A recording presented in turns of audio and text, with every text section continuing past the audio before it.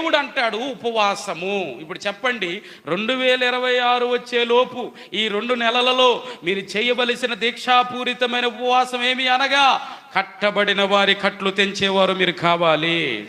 దుర్మార్గులు కట్టిన కట్లు తెంచేవారు మీరు కావాలి. కాడిమానం రోకులు అనగా మేకులను విరగొట్టే సామర్థ్యులు మీరు కావాలి. ఇంకంటాడు, బాధింపబడిన వారిని విడిపించే సామంతులు మీరు కావాలి. ఆమేన్. ఇన్నాళ్ళు కేవలం ప్రభు దగ్గర కడుపు మార్చుకున్నారు.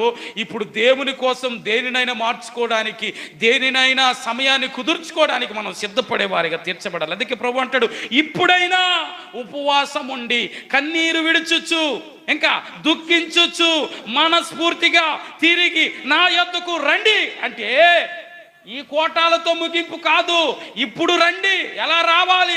కన్నీరు కార్చండి, దుఃఖించండి, మనస్ఫూర్తి